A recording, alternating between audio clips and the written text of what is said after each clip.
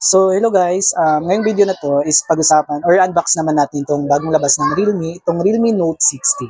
So, sa box niya, meron siyang naka-highlight dito na Armor Shell Protection. So, kumbaga, mas matibay na po yung build quality nito. And then, so ngayon na-unbox na natin. Installed unit yung nandito sa atin ngayon. Ayan. Titingnan natin dito kung ano yung mga nasa loob ng box niya. And pa-slide lang yung pinaka-box niya. Okay. So, unang bubungad sa atin ngayon is meron po siyang nakasulat dito na Make It Real. Yan yung bagong tagline ng Realme. Tapos sa loob na itong box na to is meron siyang pin injector.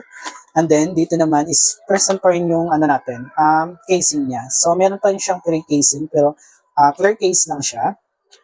Ayan. The next naman is meron ditong dalawang manual. Ito yung warranty. Tapos ito naman yung quick guide niya. Tapos, next naman natin, itong unit. Ayan. Ito yung unit niya. So, nakabalot po siya sa plastic. Namaya na yan. And then, ito, cardboard. Tapos, ito yung cable protector niya. So, itong cable protector niya is naka-Type-C na din. Ayan, Type-C na din po yung cable protector niya. Tapos, ito naman po yung adapter niya. Naka 10 watts yung pinaka-adapter niya. So, kumbaga standard charge lang sa meron tayo nito. Pero Type-C naman, fast charging naman siya.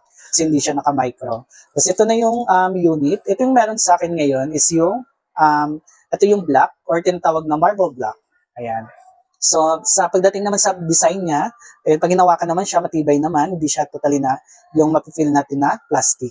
And then sa likod nito is meron siyang matte finish lang. So, may textured po yung ano niya, sa may design niya. Ayan, may makita kayong reflection. Ayan, may textured. Hindi siya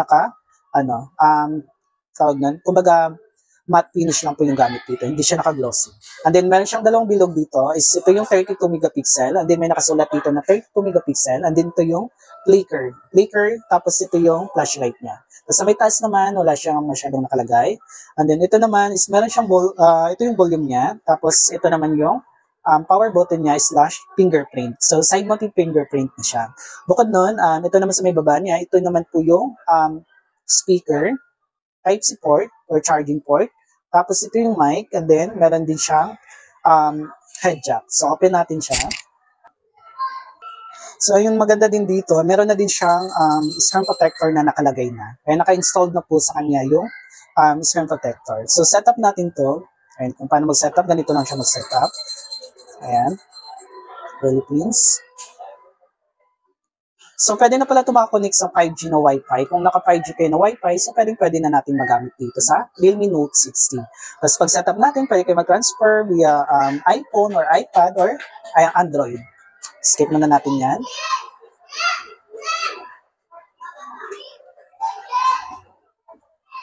And may nakalagay din dito, meron siyang tatlong option for unlock niya. So, meron siyang fingerprint, face unlock, and then password. Skip na natin yan. Tapos, pwede nyo i-turn off na lang yung auto-update para hindi siya kusang mag-update. Ayan na. Get started.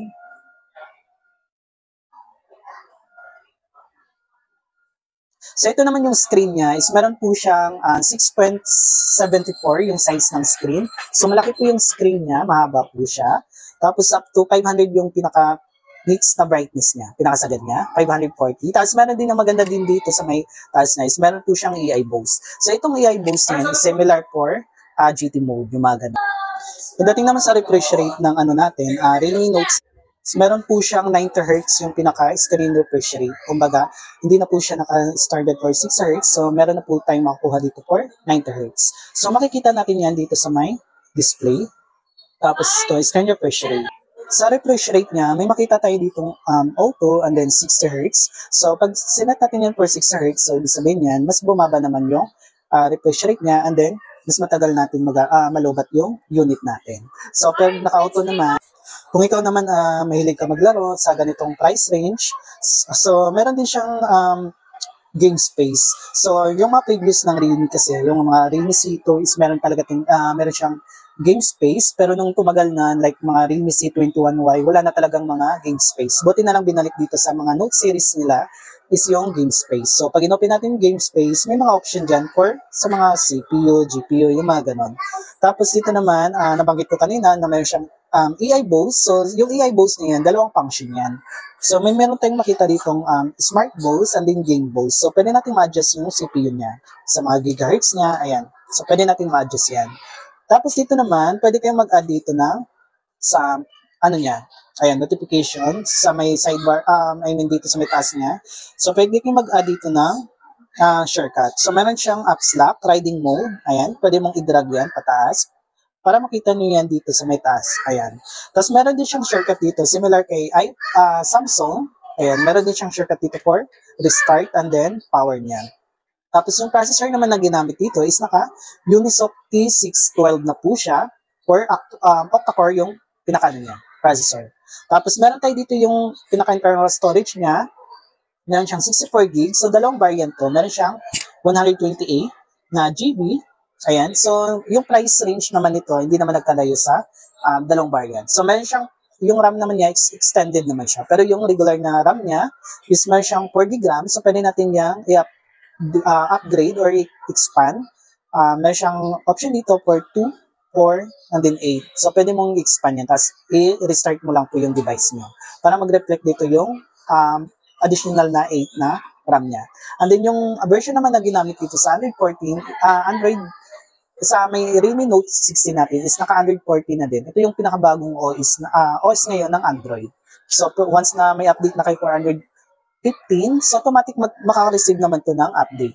And then pagdating naman pala sa SIM card niya, is meron po siyang dalawang SIM card and then isang memory card. So pwede natin ma-expand to, pwede natin lagyan ng memory card pa to up to 2 tera. So up to 2 terabyte yung pwede natin ma-expand or malagyan natin ng memory card niya. Tapos may makita kayo itong additional special features niya.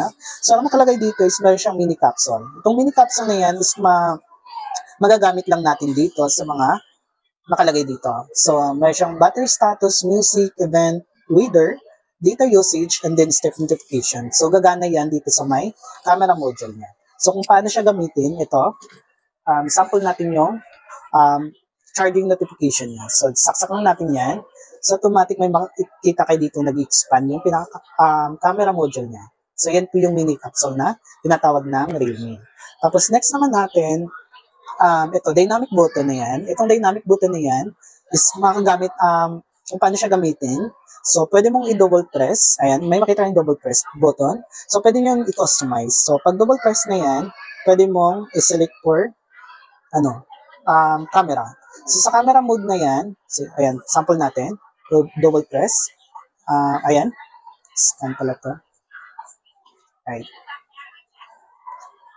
So, pag double press, ayan, di pala natin na-setup. Ayan, confirm. Di ko pala na-confirm. So, pag double press na yan, automatic pupunta kayo agad kayo sa pinaka-camera module niya. Tapos, next naman yan, is meron siyang double tap. Itong double tap naman yan, so automatic double tap mo lang po siya, ay nagba-vibrate. So, ngayon, set naman natin siya for flashlight. So, double tap, ayan, gagana agad yung pinaka-flashlight niya. Ganun siya kadaling gamitin yung dynamic button na yan. Tapos next naman natin is meron siyang AI noise reduction. Itong AI noise reduction na yan, para ma-reduce lang yung ingay sa paligid niya. Ayan. Automatic naka-on naman yan. Ayan.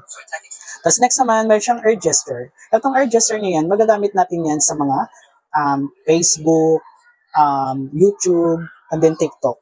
So, lalagay mo lang yan. May guide naman siya kung paano gamitin. So, tatapat mo lang yung kamay mo, automatic gagano siya. So, magsa-swipe siya isa. Tapos next naman, ayan, hide apps. Pwede kayo mag-hide ng mga private application nyo. Tapos private save, ayan. Tapos ito naman, sa may display niya, meron din siyang dark mode at saka light.